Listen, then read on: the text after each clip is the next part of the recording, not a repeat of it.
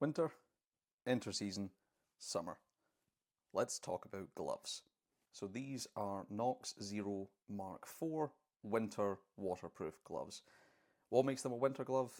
Inside is a material called Primaloft, which is just meant to keep your hands nice and toasty. Then it's a waterproof, breathable membrane throughout the entire glove. A little bit like the boots, it's either waterproof or it's breathable. It's not both those things at the same time.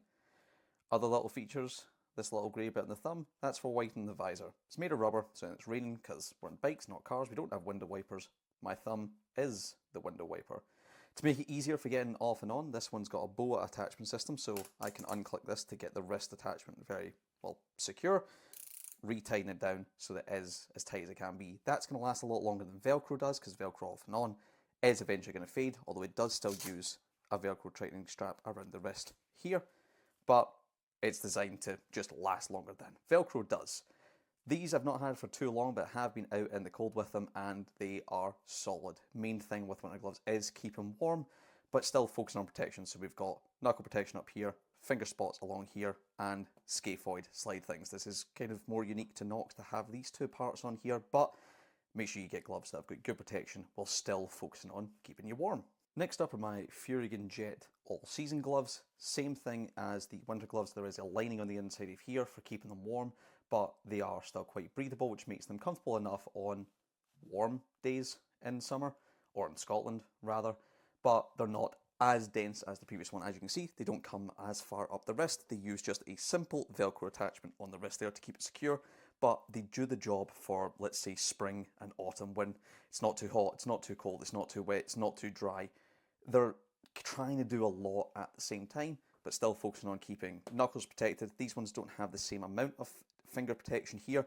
It's more about the knuckle and its padding on the wrist. As you can see, it's missing those sliders that the Nox gloves had, but if you do still come down on these, they are going to protect my hands against sliding. It's an entire leather palm, most gloves will be, but this is designed to stretch and slide and not tear apart when it hits the ground at whatever speed that we're doing. Final glove here are my Nox Alton Mark IIs. Again, we've got the wrist slider, or rather palm sliders there, a full wrist protector here as well, where the jacket will go into the glove, so it's one entirely sealed unit. Knuckle protection and some finger protectors there as well, an entirely leather construction. Unlike the other two, absolutely no lining on the inside of here, no waterproofness. You can actually see where things are starting to fade. And I don't know if you can see that there, but you can, I can at least see my skin through the little holes in, and they are breathability points because these are designed to be worn when it's at its warmest, when we're riding our fastest.